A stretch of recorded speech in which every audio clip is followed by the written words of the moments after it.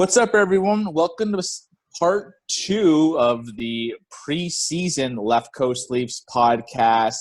We have multiple people here, slightly drunk, not just myself, not just Trevor Bast. We have multiple people. Trevor, let's throw around the horn. Again, I am still drinking a Muskoka Mad Tom IPA. I'm not sure if people have switched up from part 1 to part 2, but we'll throw around the horn now. I'm still the same beer, and I'm giving it a thumbs up. I'm gonna look for this beer, and especially with the warm weather just around the corner on the West Coast, right, Tom? Yes, absolutely. Great segue. I've actually switched whiskeys. I'm drinking an Old Forester bourbon. Nice.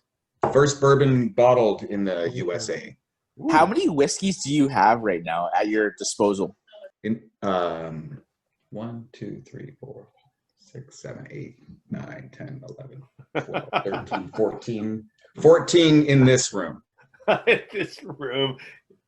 He has a palatial estate, so multiply that. Downstairs in the kitchen, I keep like a monkey shoulder, which is a nice Scotch blend, and then maybe a single malt. Nice. But in the den, it's loaded. Trevor, have you switched it up? I haven't actually. Nope. Still drinking my Rebellion Pandemonium coconut cream ale. It's I also give it a thumbs up. It's, nice. Pretty You know, smooth. Trevor, just for you probably know this, but my brother lives in Regina. He has really discovered a lot of BC craft beers at the Sobeys liquor store there. Yeah, they've got a lot. Yeah, I've seen quite a few. They've got he found the and Russell a bunch of other ones. He found the Russell Creamsicle Ale there the other day. I got to bring up another great beer point. Oh, the guy right? that runs the store out there is from Victoria. He ran the Metro Liquors out here in Victoria, so he's got a super. His name's Devin Parker, I think. Yeah. But he runs all those out there, the Sobeys out there, and he's been great at bringing all the beers out from BC. Nice. I do have one piece of housekeeping to do. Okay, so for those who may or may not know, Russell really hooked us up over the holidays with a bunch of great beer. We did a YouTube video about it, Reggie and I, last week. If you have 2 hours to kill, you might want to drop in on that. But they have agreed to do a contest with us because in February, they are going into the LCBOs in Ontario for the very first time. And they are putting one beer of theirs right now into the Ontario liquor stores. And if you hear the name of the beer on the podcast, which is the Wee Angry Scotch Ale, we're going to run a contest. They're going to hook us up with four packs of tall cans to send to anybody when we initiate the contest on social media. If you heard the name of the beer on the podcast, you can direct message us with the name, and we will draw 4 people with Ontario addresses to get a 4-pack direct from Russell of the Angry Scotch Ale.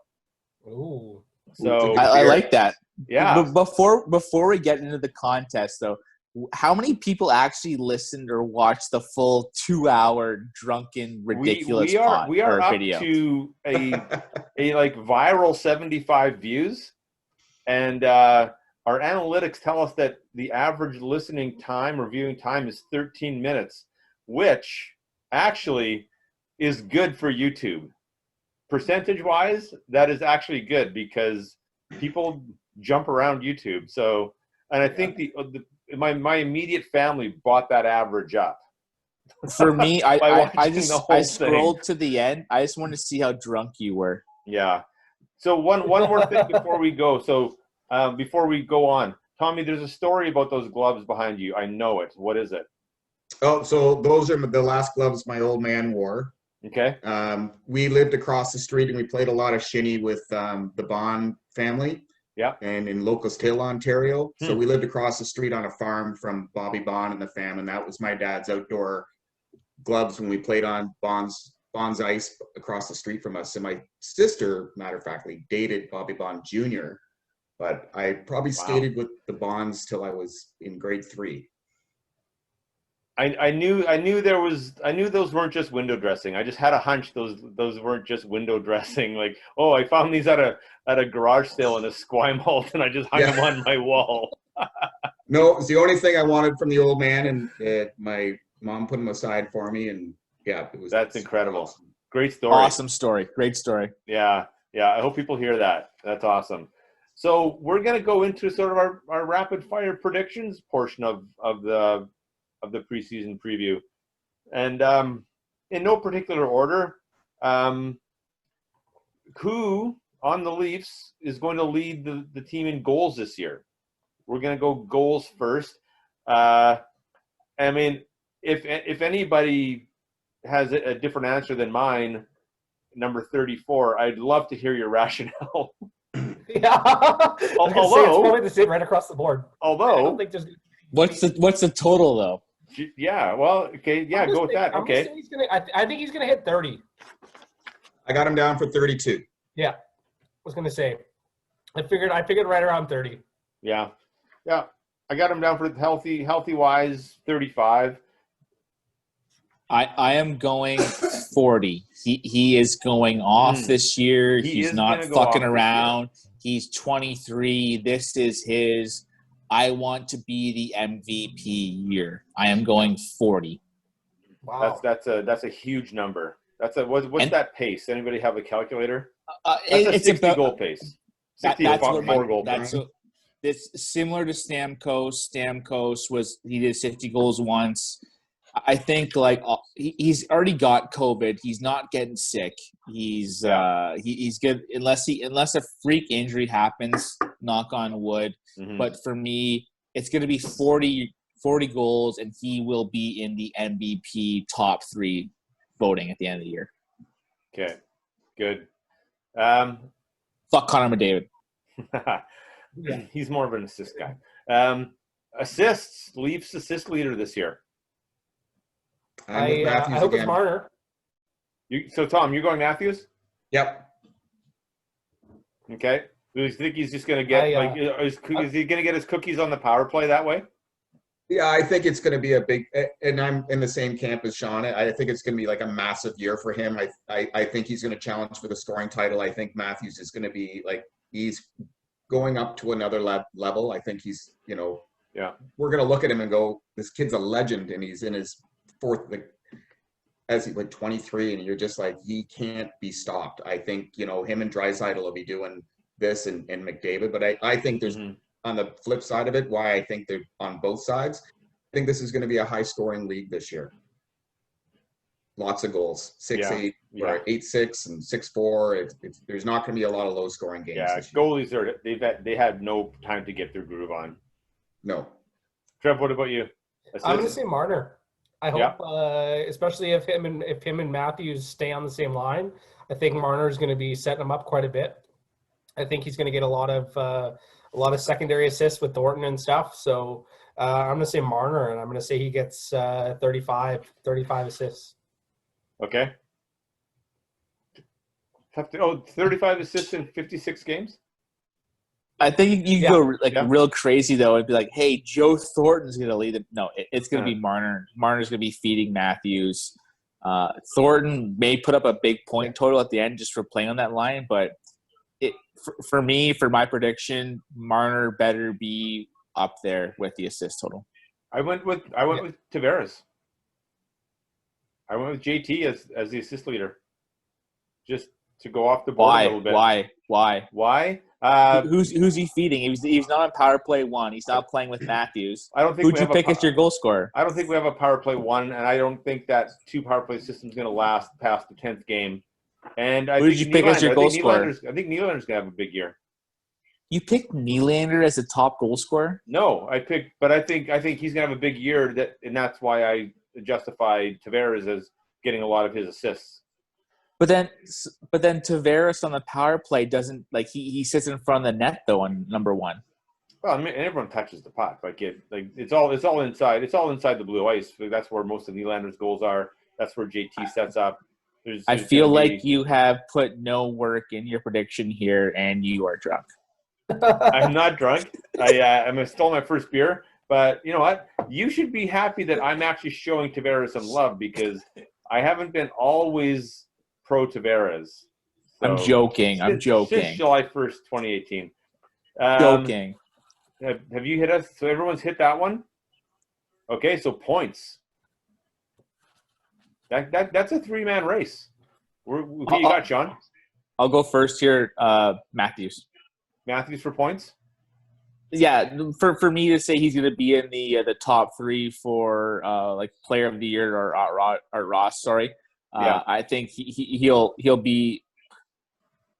be pushing 70 plus points this year, etching towards 80 if he's healthy. I think he will have a monster year. You got him down for a big year. Oh, like you look at what he did last year on the pace that he was on. You look at he's healthy, and I'll say it again. Him already having COVID is a big deal because he's already assuming we read what we hear, he has those antibodies where he potentially can't get sick again and miss 2 or 3 weeks. Where anyone else may get that too. That's a big plus for him. Like I know it's crazy to say that, but like that's a big thing where a player already having it may not have to sit out for 2 or 3 weeks. Yeah, that's actually probably, and he can go to the peelers and everything. Like his mind will be free. Like he doesn't have to worry. What about you, Tom? I got Matthews with 78 points to end the year, so I got him as a massive at both ends, and I elongated my answer on my last question. So right, yeah. What was your goal amount again? 32. So you're okay, yeah. Yeah, I've got Matthews too. I think he's going to get 68. So Why I think not 69? Evenly split. Pardon me? Why not 69? I guess we can go 69 just to round it off. Nice. It might just not be Austin's move either. No. But yeah, I think he's going to be split pretty evenly with goals and assists this year. I think it's going to be like 30 and 30, more or less, for goals and assists. Well, I have a bit of a quandary here because I chose Matthews as my goal leader, and I chose Tavares as my assist leader, and I'm going with the captain. I'm going with the captain with 70 points. I think he's going to be in the mix all year. I think he sees this as the final year of his peak. He knows it. He's healthy. He's got all these veteran players around him, and I think he knows that this is his year. This is the beginning of the actual only legitimate cup window of his career. And did you see how fresh he looked in those team photos today? He looked like a stud. Like he was ready. He was ready to roll. Yeah, I may have got a little flutter in my belly when I saw that picture of him today. I feel like you're setting yourself up here just to shit on him down the road. What part of my history on this podcast would ever say that that's how I operate? Everything from day one. I just like this team this year. It just the additions, it kind of brings you back to the 90s where they brought in all those guys to kind of like come around Sundin, and they made that deep run into the playoffs. And it's looking at those deep pairings, and you're thinking of like McCabe, Caberlet days, and just some of how deep they got because they just got some great veteran presence. Yeah. And and I think having Anderson being really challenged for the first time and them dishing off 2 goalies at the start of the season last year, I think he needs to be pushed. I don't think he needs to have like a little baby race with a guy that he knows he's never taken his spot. What about Danny Markov hacking darts in between every period? That guy was a legend. Yeah, they don't make like that anymore, do they? No. So we have a little Canadian division scoring prediction going on here. So who's going to lead the Canadian division?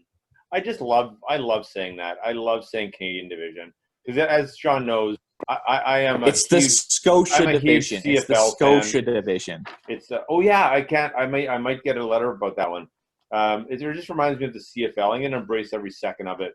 So who's going to lead the Scotia division in goals scored this year? Is there any other answer than the one we already? I'll go first. I got Mr. Draisaitl as the goal leader in the the North Division, I like to call him. I mean, you don't have to actually say anything to justify that choice. And besides, like look at the last 2 years of his career, right? I think he's going to beat up on whoever's playing net in Vancouver this year. I don't know how much he's going to light up Calgary, but I think he's going to have a good time lighting up a lot of goalies. Yeah. Like a lot of players will this year. Yeah, that's a great point. I have Matthews. Yeah, I mean, I just got Matthews, plain and simple. So Same Matthews here too. I'm with Tommy. I got Draisaitl. I think him and McDavid are going to be a wrecking ball this year. I think I think that with the playing the same teams over and over again, it's going to be a lot easier to match up and plan against these teams. Mm-hmm. I think you can't really hide anything this year. Yeah. So I think I got Draisaitl too. What about assists? Assists in the Canadian Conference, Scotia Division. I got McDavid leading it. McDavid in assists. Yeah. I've got Matthews and Draisaitl close behind, but I've got Connor ahead just by a smidge. Yeah, I do too. I'm right with you, Tommy. I think McDavid's going to be the one feeding Draisaitl the puck. So I think he's going to win. For me, I have McDavid with the assist leader of the division, and I have him winning the top player, whatever award you want to call it. If it's the Art Ross, I think at the end of the year it will be McDavid. I think he will be over an assist a game. I think he will be 56 plus assists this year. Okay, I have Draisaitl as the assist leader this year in the Canadian division. Rationale. Tyson Barrie scoring 50. So like who's giving him the puck? So, but no, I think the guy's a machine. He's a motivated machine, and like as you mentioned in part one there, Sean, for some reason, or maybe it was before we even started recording it, that some goofy site didn't even have Draisaitl and McDavid as one of the top duos in Canada, and There's a dynamic duo. They take note. So total points. And you know what? A +2 for McDavid. He's also had COVID too, so he's in the same boat as Matthews here. Yeah. So total points, Trev. What do you got? I got Draisaitl. I think he's going to continue on with last year. I think he's going to be up around the 70, 80 points for the year. 120-point pace over 82. That's basically what he scored last year. Yeah. So I think he's going to continue on right on the same place. Right on. I've got Draisaitl. Sorry, Sean. I got Draisaitl for 78 to lead the league, and I think he's going to be just a monster, right? But we don't have to talk about that Barrie kid when we talk about Draisaitl. For me this year, I think it's going to be McDavid. I think McDavid will be at that Lemieux pace of 2 points per game. Lemieux put up about 160, 150. I think McDavid will be near over 100 points, be triple digits. For me, it's McDavid. I don't want to say that I want to be Matthews, but I think McDavid will be the cream of the crop in the division. He's just too fucking good.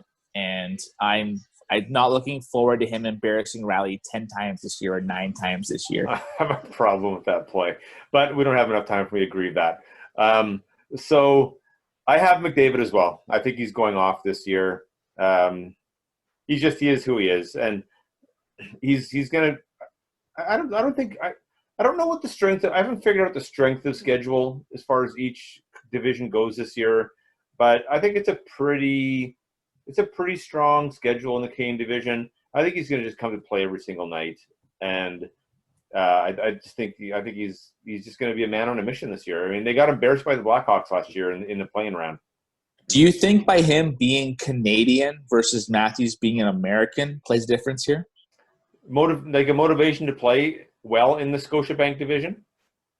Just nationality of what your opinion. Sure. I mean, I'll nod to the Canadian character every single time, even over my own player as a league. Wow, huge fucking pass in that question there. All right, so let's move on. What's my next agenda? who will be the top goalie if we were to give, because there's lots of different metrics to measure good goaltending, but if we were to do a Canadian or Scotiabank Division Vezina Trophy at the end of the year, who's going to win that award? I've got the Calgary goaltender Jacob Markstrom winning that this year. I think Calgary is going to give Toronto a run for money for that first place spot, and I think Markstrom's going to get worked, and I think he's got lots to prove, and I think he's going to love beating Vancouver, and I just love him as a goaltender. I just love how big he is and how confident he gets, and he gets on rolls. And I think playing for Calgary, I think he's going to be it's going to be one of his turning years. He's in that age, that 28 to 30 goaltender age, where they just kind of hit their prime. I just think it's going to be a monster year for Markstrom. Trev? I'm going to go with the homer pick. I'm going to go with Anderson this year. Are you? I think it's a contract year for him. I think he needs to prove some doubters wrong. I don't really know if there's any really elite level goalies in the Canadian division other than Carey Price. I think everybody's going to be going with the tandem. You look at Holtby and Demko in Vancouver. You've got Riddick and Markstrom in Calgary. You've got who knows what's happening in Edmonton. With Mike Smith and Koskinen. I think Anderson, they're going to ride Anderson all year, and I think he's going to prove a lot of doubters wrong this year in his contract. I like your confidence. I'm going with the defending champion, Connor Hellebuck. I think he's good. They're a little bit diminished as a defensive team right now. The Jets are, but I think he deserves the nod from me this year. And I'm kind of a closet Jets fan if I have to pick a second team. For me, I'm like Tommy. I think it'll be Markstrom. I think it'll be in Calgary. But I think it'll be in a third place role, though. So it'll be similar to Hellebuck last year.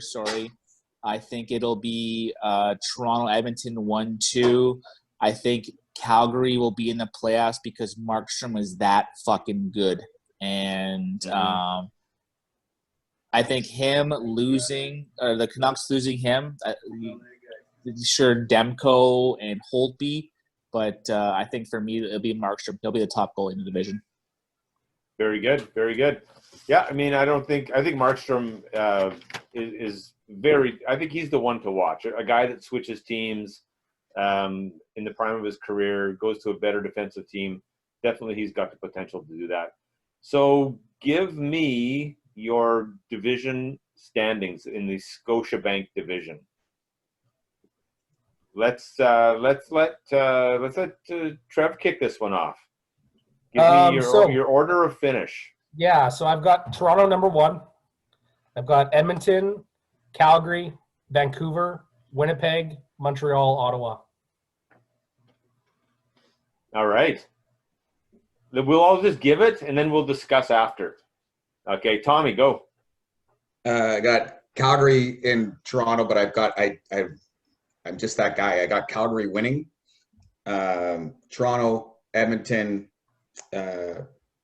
Winnipeg, then Montreal. Sorry, Vancouver, Winnipeg, Montreal, Ottawa. Okay. I always forget about Vancouver for some reason. I'm the same as Trevor. Toronto, Edmonton, Calgary, Vancouver, Winnipeg, Montreal, Ottawa. And I have Leafs, Flames, Jets, Canucks as my top 4. So those would be the playoff teams. Oilers, Habs, Sens out of the picture at the end of the year. So let's pick on a couple of specific teams. Just shitting on the Oilers there, eh? Total shitting on them. You know what?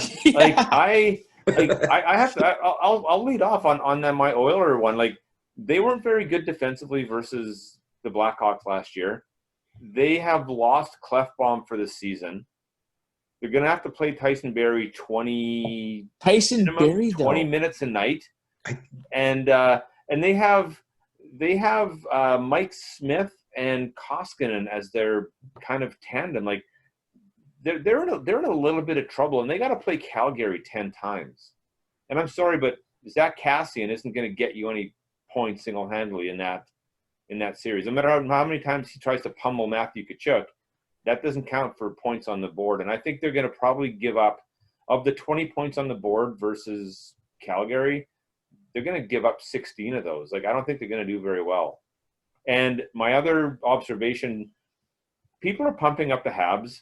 Like, how can the Habs suddenly come from drafting shitty, being the Habs, and having nothing really going for them, and then all of a sudden they're kind of like, oh, they have Petrie and Weber, and all of a sudden they're elites. Like, they're fucking so far from elites. Like I think the Sens could beat them in the standings. Like, Carey Price isn't going to carry that team over a condensed schedule. He's aged, and I don't know. Like, the tire pumping of the Habs is just making me mad.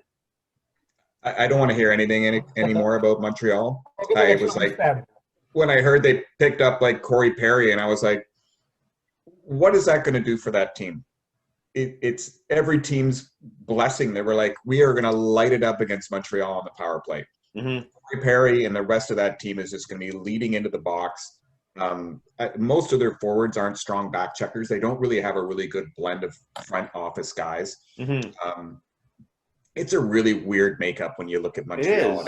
And I've never been pro Habs ever, but I was like, this is probably the worst mess I've ever seen Montreal in this year. But they're getting. Would you say though Montreal has the best defenseman in the league? No. Like who's better than Shea Weber?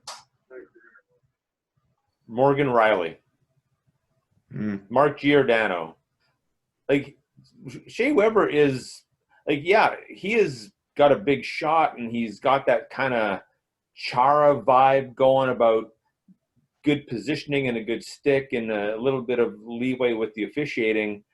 But I mean, there's a lot of better, like I don't know.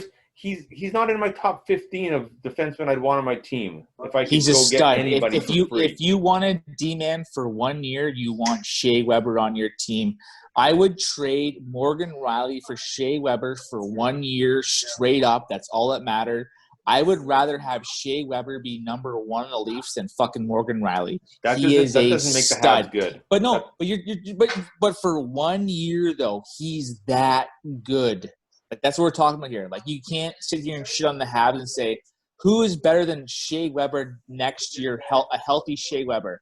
Morgan Riley, no. Okay, Shabbat, so you're saying 1 for 1, but that doesn't mean it makes the Habs no, good. Think of it for one Okay. year, though. Who would you rather have than Shea Weber next year, only for this upcoming year? That you sprung that on me, so I can't scan the league in my head.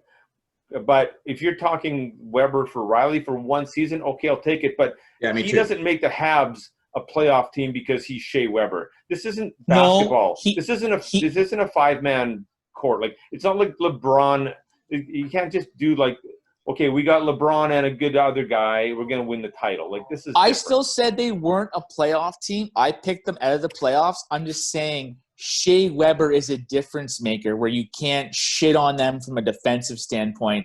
He is the best defenseman in the division. They're still a success team.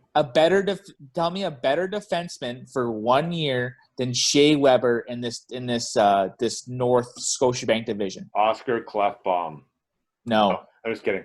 So who hasn't given their standings yet? I think everybody has. Okay. Yeah. And does anybody else want to make a comment about a particular team? You know what? The only thing is, because we were talking about defensemen, I thought immediately, I was like, how bad did Boston get by Chara signing in Washington? They lost that Chara factor. The cross-check can opener / getting away with fucking murder factor. Boston doesn't have it anymore. They're hooped. Yeah, I was like, soon as he signed with Washington, everyone shrunk a foot on that team. Yeah, I was like, that team, as soon as he signed with Washington, I said, Boston just got worse today. And they didn't make it an addition or a deletion, but Chara signed with Washington. And fuck the Bruins too, and the Habs.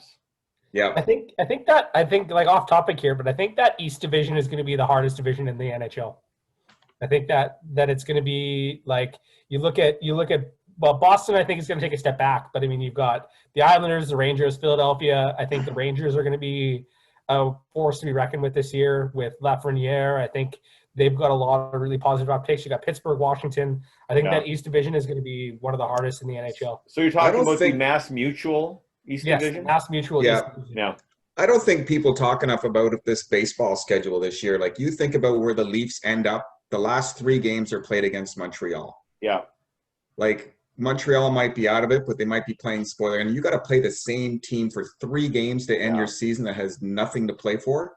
Yeah. Like, I was thinking about when I eliminated Montreal from my program. And then I was like, we have to play them for the last 3 games of the year. Yeah. Like, they're not going to be the New York Giants and throw in their third stringer, their Zamboni driver for us. Right. We might.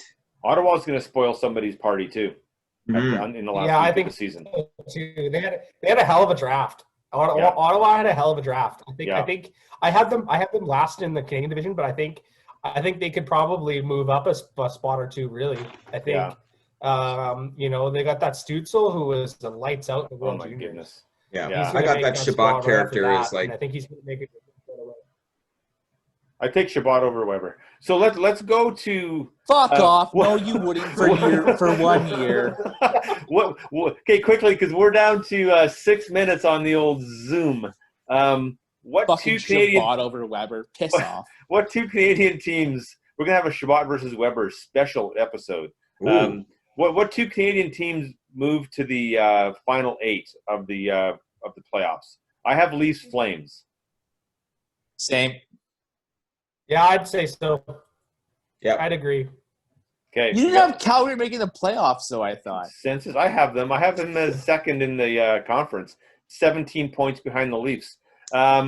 Who's gonna win? Finish first in the other 3 divisions. So let's go to the Mass Mutual East Division. Who will win? Be first in the standings? I think the Rangers take that division. Oh, nice pick. Trevor, Wow. stop fucking stealing all my they're answers. the team to beat him.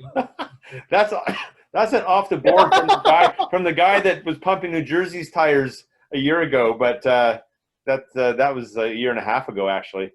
Yeah, well, you know what? You live and learn. I eat my words. You're an East Coast guy. You like the turnpike.